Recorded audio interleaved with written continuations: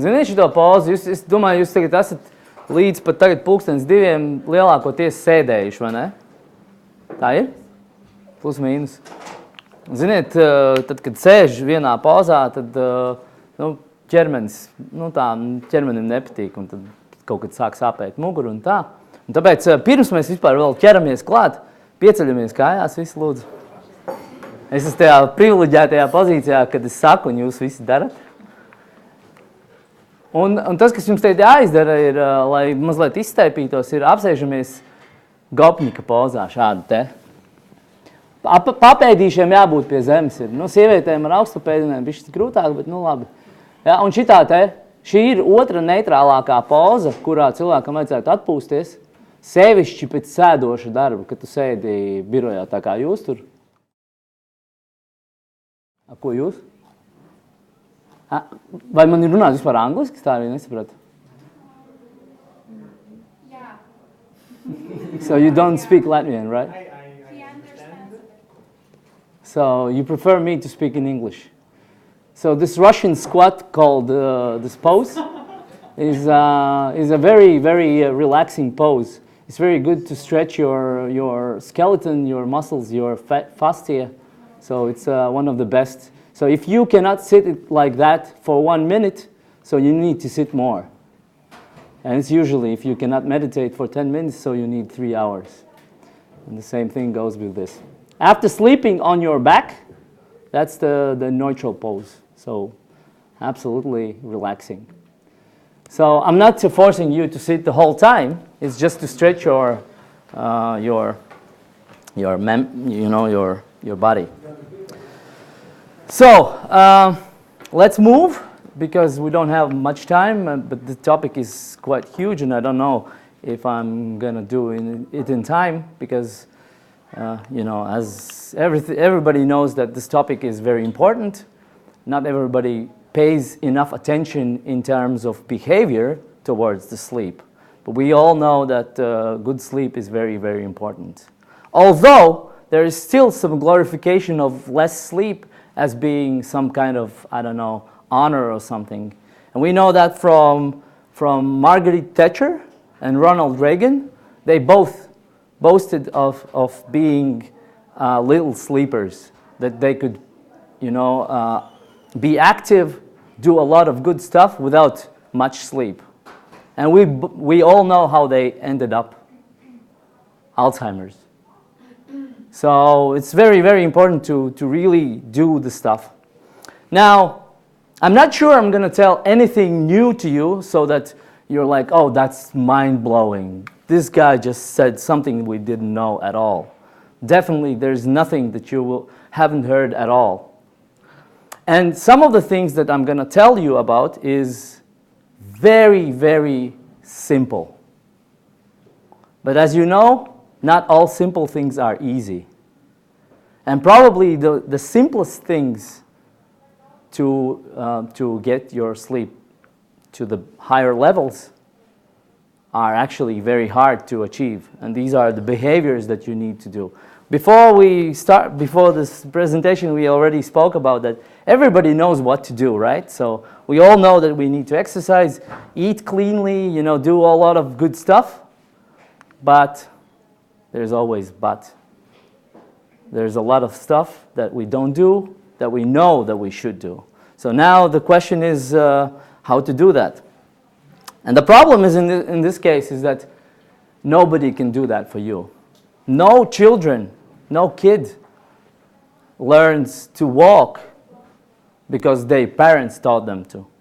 Everybody does that by themselves. So you need to do this. No doctor, no government, nobody will tell you what to do to improve your sleep. So now, before we start talking about sleep, how to improve that, what to do, I urge you to go to Menti, if you have phones with you. This is menti.com. You enter the code 520646, and please answer the questions that they are. In the end of our presentation, I will show you the results, but now just leave a vote. And the question is, how do you know that you sleep well? So a lot of people think that good sleep means no waking up during the night. It's a good indicator that you don't wake up in the morning, in the night, but that's not the complete picture. It's sometimes misleading. We know that if you attach the electrodes, the electroencephalogram to the skull of unconscious person that lies in coma, we can see when they are awake and when they are asleep. So being unconscious doesn't mean you're sleeping. That's why people think that drinking alcohol or some sleep aid is a good stuff. So just falling unconscious does not help you to sleep better. So that's why it's very important to actually pay attention to deeper in terms of how you know that your sleep is good. Okay, so you did it already? Yes. All right. So now also for the Latvian-speaking members, if you enter this one and leave your email address, I will send you, it will be sent automatically, the daily routine, a little bit of productivity that also has something about the sleep, and also 72 pages biohacking summary of what there are, things about the nutrition, about calm thermogenesis, different gadgets, things like that. So this make a picture so that we can move on. Well, first of all, in terms of tracking your sleep, to know where you are in terms of the sleep quality, these are very simple tools because, like for instance, I use Aura Ring to track my sleep. Anybody has Aura Ring or any special device that can measure your sleep, like extra meant to track what's going on in the night? Nobody?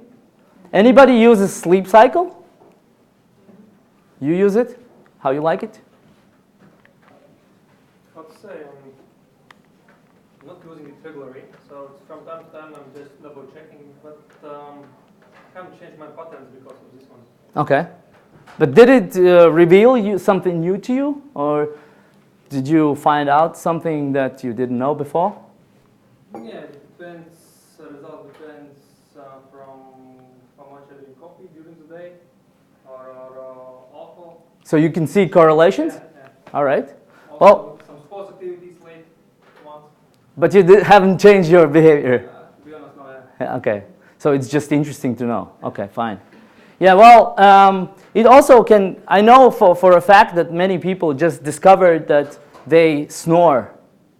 And snoring is not a good sign in terms of your health for in general and also for the sleep. So it measures, actually, it activates the microphone in your phone.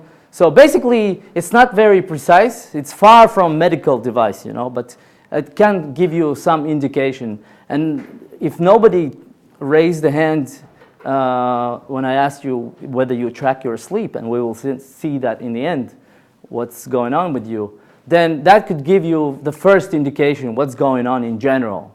If you sleep with somebody else, of course, then can actually stand in the way. If you sleep with more than one person, that can even more disturb the data. But at least this is something that is available to everybody in your smartphone. So Sleep Cycle is a good one. So I said about the Aura Ring. It's a good one because it has four sensors. And I'm not promoting Aura because I get a commission or something. I don't. But it changed actually my behaviors because, like for instance, if you think you just sleep the whole night through without waking up, if you pay closer attention to how much of the REM sleep or deep sleep you get, and I'm not going into the detail what deep sleep or what REM sleep is because we don't have much time, but deep sleep is, for instance, something that you get during the first part of the night. So, which means if you have physical activities like harder exercises, or you eat a lot of food before you go to bed, or this food is some kind of being toxic to you, and you just don't know that by just feeling that, although you can measure that as well. Like for instance, you eat a lot of crisps, chips, you eat too much sweet stuff. That increases your heart rate, and that affects your deep sleep. So for instance, I just noticed that when I come back from my trainings, I did the trainings, I play basketball 2 times a week, and the training just finished 9:30. So I went home, I went to bed at 11, 11:30, and I thought I fell asleep easily. Everything just fine. I felt that my heart rate is a little bit increased, but no problem falling asleep. But then I noticed that every single time that I come back from the sports during the night, my heart rate, like base heart rate, drops about at 2 or 3 o'clock in the morning, like in the night. But within that period of time, you have to have 80% of your deep sleep already. So which means 2 times a week, I don't get just deep sleep, almost none of it. So deep sleep is the process when your brain gets rid of toxins like toxic proteins, and that's what's going to build up throughout the years. And we know that it's just a hypothesis, but within 20 years, if you have enough of those toxic proteins not gotten rid of, that is a really high risk of Alzheimer's. So which means if you on a regular basis don't get enough deep sleep, then you have a higher risk of getting the brain diseases like dementia, Alzheimer's, and things like that. This is very, very important. Now, the second thing that I paid attention to, I just quit drinking for a while, like 0 alcohol. But then summer came, hot weather, maybe some beer, maybe some white wine, chill, easy. But then at just one drink, one wine, glass of wine, one beer is affecting also, first thing, heart rate, but it makes your body get, the alcohol at whatever dose is toxic to your body. And to get rid of the toxins, this is alcohol, it takes a lot of time for your body to process the whole thing. And sometimes this process takes more than just 6 or 7 hours. And we have the most of the REM sleep the second part of the night, which means you get almost none of the REM sleep when you drink just one beer, just one wine glass. And it's not to say that you have to just quit drinking. Now, what's life without a glass of wine, you would tell, right? Who drinks beer or wine in the evening? Sometimes, like once a month or so. Yeah, well, it's always a trade-off. You always ask your question, what do I like more? This wine glass, or do I need more REM sleep? And REM sleep is actually very responsible for your brain function during the day, the next day. So your cognitive, your mental abilities to function during the next day, and your power of making good decisions is very dependent on how much you get of the REM sleep. So it's very important to just keep that in mind whenever you just take the glass of wine, that one, all right? So if we go to how you can measure your getting fit during the night, like how good you are rested. One thing is your muscles, your overall physical feeling, but something that you don't feel that much is your nervous system fitness. That is, for instance, we know that now from the sports world, from athletes, that there are, of course, many other reasons, but one of the reasons why people get injured when they do sports, they are on a field, is because their nervous system is not recovered fully. That means the synchronization between brain, skeleton, muscles, and nervous system is with a little bit of delay. And if you just like, I don't know, how do you say, if you twist your ankle, you thought maybe you were like awkward or something. But in actual, it's the situation is that your body did not realize completely where your foot lies, where the ground is, and this millisecond is enough just to make an injury. That's because your nervous system is not fully recovered. So it's very important that after 2 weeks you just think to yourself, what a dumb person I was. How could I have made this decision? How can I do this rookie mistake? How that could happen to me? And the reason why it happened to you is because you were operating with a low fitness level of your nervous system. You thought everything is just fine, but actually your best decisions should be made when you are totally recovered, like totally, completely fit. And we know that from the athletes world.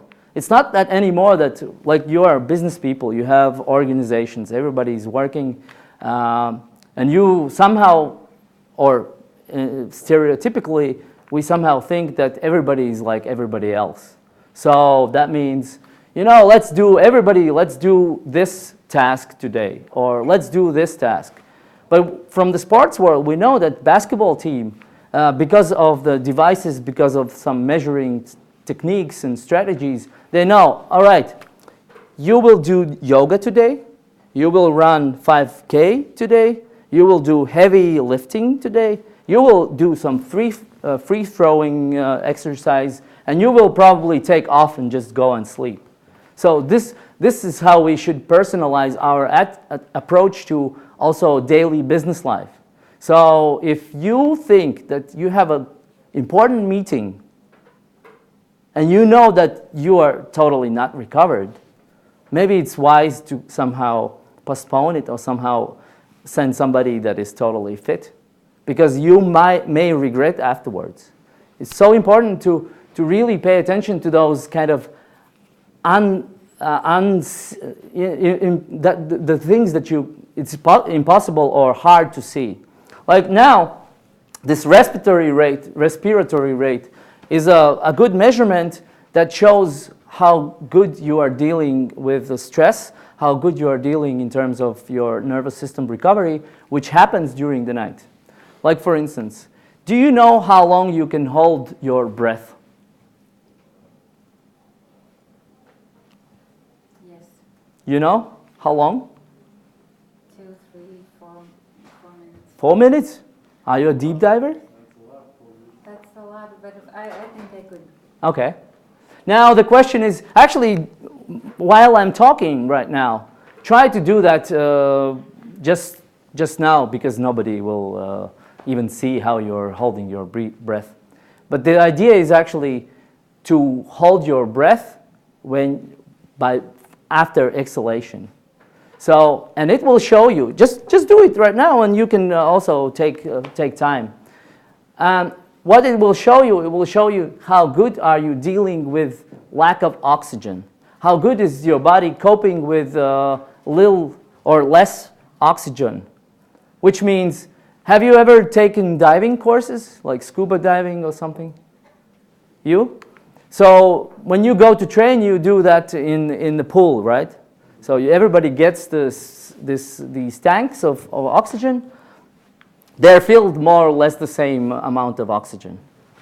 Why is that some people come out of the pool half the time earlier than the rest? Why do you think that happens? You consume more oxygen. Yeah, but why that happens? Heart rate. Heart rate? Stress level. Stress level? Exactly. So your demand for the oxygen increases whenever you are stressed out. You may be stressed out because you are really stressed out. Somebody called you and said some bad news. But sometimes you can be stressed out also in this underlying low levels of stress, which more or less we are all in. because we all get all bad emails from time to time. We don't know what to expect from time to time. So basically, our bodies are inflamed, a little low grade of inflammation the whole time. And basically, your ability to hold your breath after exhalation shows how good you are dealing with your stress, how good is your body tolerating stress levels. Now, have you done the tracking now? 1 minute. 1 minute after the exhalation. Okay, that's a good sign. That's a good one. This is sorry in Latvian, but you can see what are the ranges, what should be possible to do. Now, one good sign of how good you slept is, and that's very important to do that always at the same time, same situations like every day, so that you determine what is your normal breath hold time, assuming it's 45 seconds. You do that always when you sit on the claw, or how do you say it, on the you know, on the spodi say, yeah, okay. So you hold your breath always at the same time. So you know 45 is usually more or less the same, 43, 47, something like that. But how it can happen that at one point, at one morning, everything is more or less the same. You notice, oh my God, it's only 35 seconds and I cannot hold anymore. That is a good sign that either you are really stressed out, or you slept very bad. So that's a sign you have to do something accordingly. Maybe don't take so hard on yourself for the daily tasks, jobs, and everything. Or maybe at some point you will be able to hold 50, 55. That means go hard on that. You know, just crush it. And that's the attitude. That is how important it is to notice what is your quality of your sleep. So, and this breath holding is a good indication without any technologies. And as a minimum, that will be an exercise for the breath, like a breath work. And more or less, people know that any type of breathing exercises we should do on a daily basis, but almost nobody does that, you know? Yeah? I'm sorry for disturbing you. Just for context, I missed the part. So you have to breathe out and then hold the breath? Or Yes, yes. Breathe out, so without the air in the lungs. Exactly. Okay, and then measure. And then measure. Thank you. Okay. So, and at least that will train yourself to hold breath, like train your body to deal with less oxygen, so it will get adapted. After some while, you will be able to increase your breath holding time. That's one thing. The other thing is just the way of, let's say it's a beginner step towards the meditation, which means just paying attention to something else rather than paying attention to somebody that you have to call to or whatever. And whatever we think about that is standing in our way. So that's about measuring your sleep. It's very important to determine that. Now, something that stands in your way in terms of disrupting your sleep. I already mentioned some eating before bed. The problem is why it's bad, because you know our hormonal system is like the connected connected dishes, connected pots, connected whatever things. If one hormone is going up, some other hormone must come down. It's like insulin. If insulin raises, then melatonin drops. But melatonin is a hormone that is responsible for the sleep. So if you eat later at night, and especially if you eat more like carbs and things like that, it will raise your insulin levels, and that will, in turn, accordingly drop the levels of melatonin. This is just one simple thing. But of course, there are happening much more things. Insulin also raises cortisol levels. So And especially if you eat something that is toxic, I already mentioned that, that will affect your sleep. Now, next thing, you know, the blue light. I think the articles in the internet, in newspapers, and in magazines are full of the idea that blue light also drops your melatonin levels, and it also affects your sleep in a bad way. So I actually bought some yellow glasses. It protects your eyes about to 70-80% from the blue light. So at least if you do something like, and I assume you will not get rid of phones and emails before bedtime, which is again stressor, but at least use something like that. Or do you use these dimming programs, applications, or options so that it gets really dark? That's very important. We think it's maybe less important. Melatonin level is still in a way that you'll fall asleep, but it's not enough to, again, maintain this deep sleep cycles. So that's why it's important to remember this one, you know. The blue light, you can see, that's again a little bit bigger topic, but this one, iPhone has this reduced white point, and I suggest you to go into the settings and manually drop these levels to the lowest possible, because when you go to bed, you're still almost impossible to see whatever is on the screen. But I can promise you, when you open the same program, like the same darkness of the screen during the night, it will be very, very light. And what happens usually when people wake up during the night, like, what time is it now? And then again, you shine this blue light also in your eyes, and this is not good. So late dinners, high intensity sports, alcohol. Circadian rhythm. Now, one of the most important things in general, you can forget about the yellow glasses, about not eating before bed, alcohol, all those things. The simplest thing that everybody really could do, but I would dare, like 90% of people would not do that, because it's hard, it's not easy. But it's so simple, and it's because of our rhythms. We are like creatures that functions in the nature rhythmic.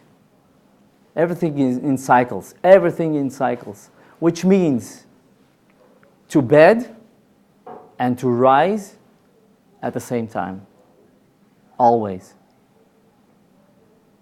Your body does not recognize, oh, it's Saturday, and we had Friday, or so.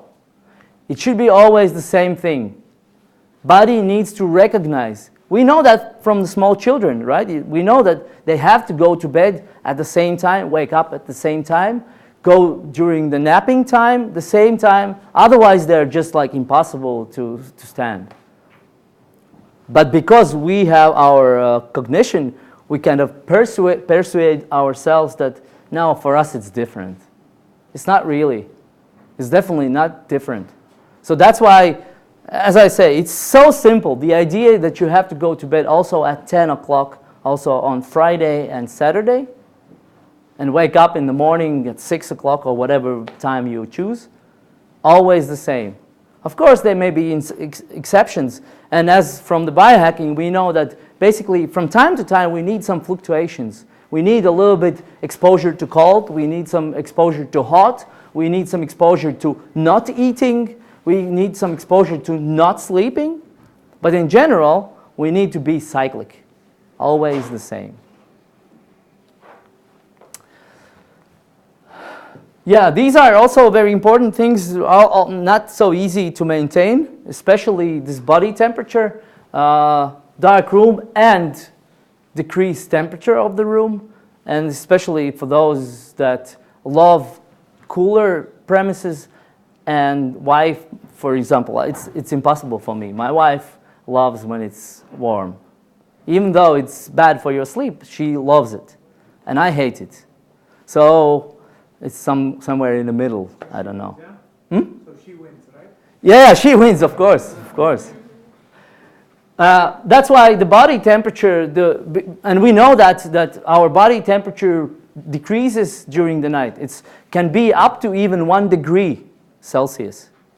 On average for me, it's 0.4, 0.5. And if I notice that it's increasing, that's a sign of inflammation. It's a sign of something not good going on. And this definitely affects your sleep. And hot, you definitely notice that when it's hot outside and if you don't have any air conditioning, then you sleep bad. You know, we just know that. Could you agree with that? Yep. So, and that's just the sign. Dark room, it's easier to maintain. You just buy some curtains that are totally, completely blocking out the light.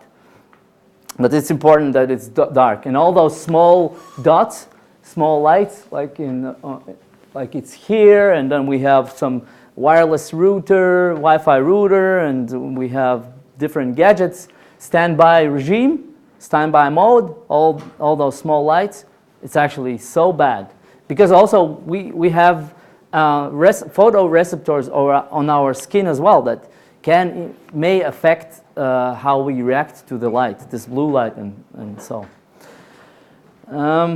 Yeah, breathing. This one is considered, I don't like that personally, but this is considered to be one of the best breath works, this 4-7-8 breathing technique to calm down your nervous system before you go to bed.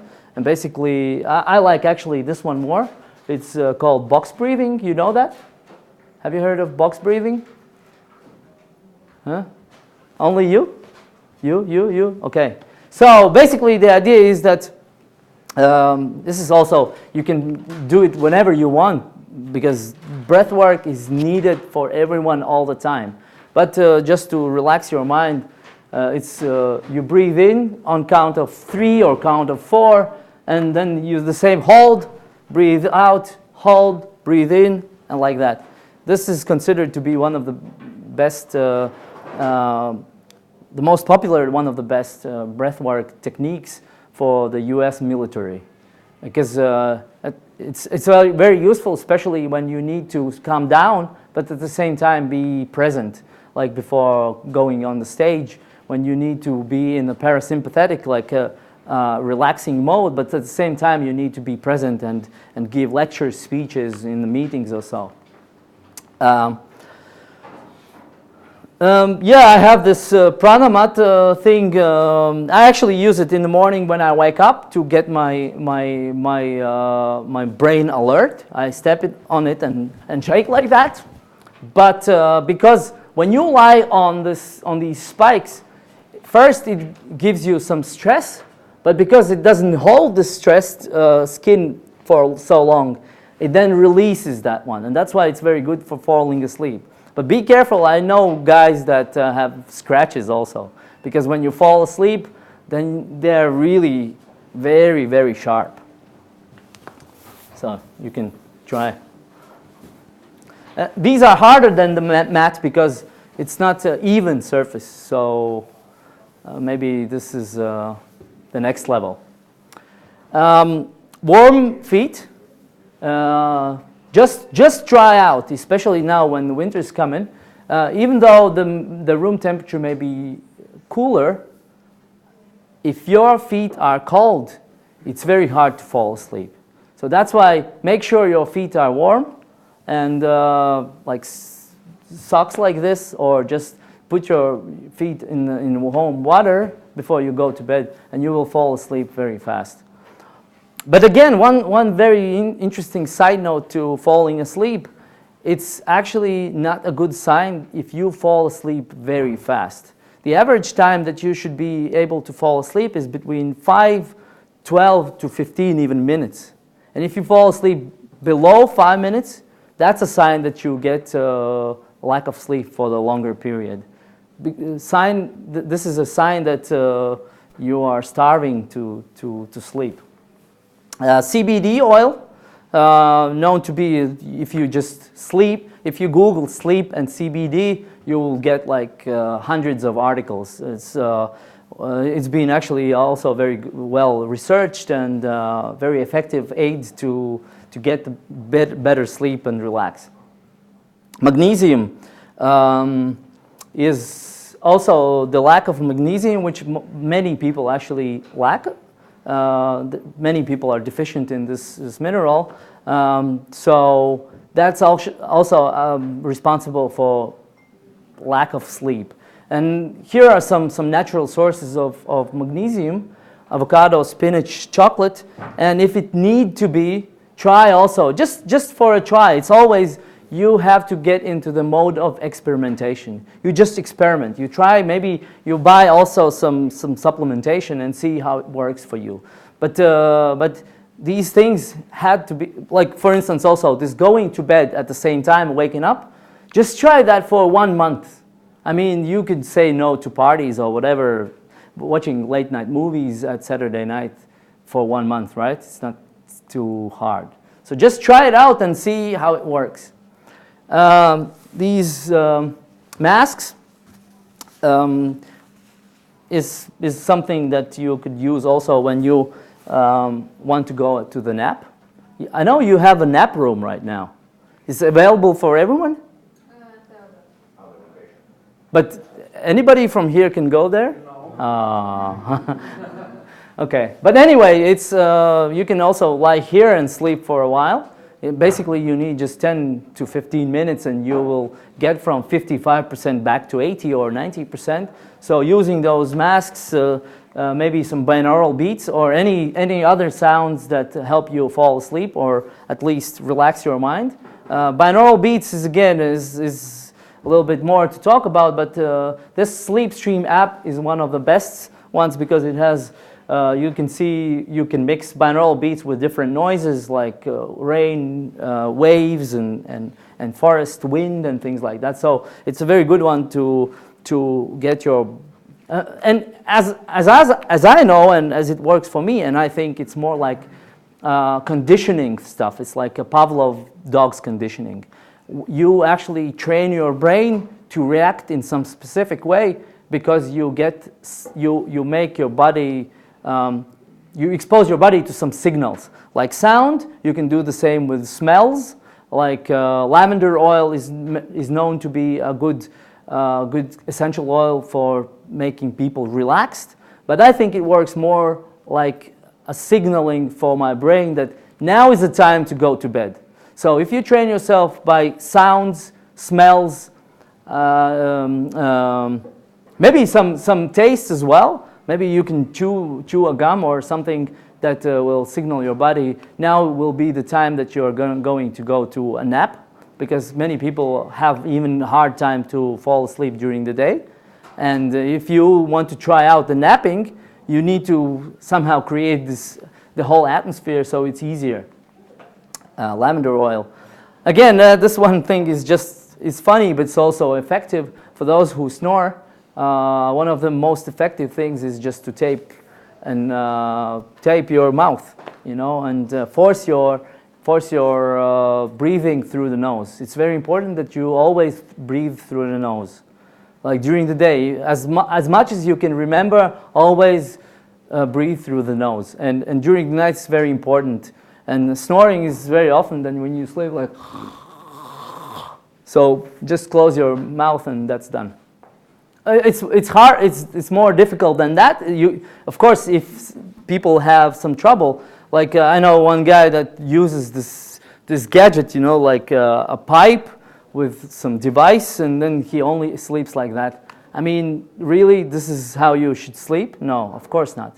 You don't need any devices to sleep properly just to be healthy. But these are really easy techniques just to try out. Yeah, and one last thing, very important, is to. I know there's differing thoughts about that, but as far as I'm concerned, one of the most effective ways to sleep, and also because during the sleep, the recovery is taking the full speed. Like the most good things that happen in your life for your body is during the night when you sleep. everything, the growth, everything. So the most neutral pose is sleeping on your back. So basically, if you're dealing with some kind of injuries, with some kind of issues, whatever you have for your body to get fixed, sleeping on your back is like, it's like a miracle. You don't have to do anything, you know. Physiologist says if you have back pain, if you have some knee pain or whatever, you need to do some physical exercises, some body work. That's all needed. But the best things happen in your sleep. Just fucking sleep. And everything happens just in sleep. So basically you create this situation that as long as possible during the night you sleep on your back. And the key is to fall asleep on your back. Because then during the first part of the night it's a deep sleep, so you won't move at all. So you will at least half of the night stay on your back. So the nature does everything for yourself. Just sleep on your back. And a few resources for the sleep. I think one of the best books in general, and the guys that talk about, and there's also TED Talk, is Matthew Walker. You can listen to him, to his interviews on different podcasts. Joe Rogan, Ben Greenfield, I don't know, there are many. But his book, Why We Sleep, is one of the best. Then Arianna Huffington is a little bit more amateurish approach to sleep, but she actually researched that as well. So interesting read is from Arianna Huffington on sleep. Then this, The Power of When is more about the chronological types of how we actually can operate, how we deal, as opposed to being a night owl or early bird. They have like 4 different chronotypes, how you operate, how you function. So some people are neither night owls nor early birds. They are something in between. So this is about that. And maybe also very interesting is Sean Stevenson. He has his own podcast and is a good resource. But in general, there's a lot of stuff to think, to read about, to listen to about the sleep. So yeah, basically that is it.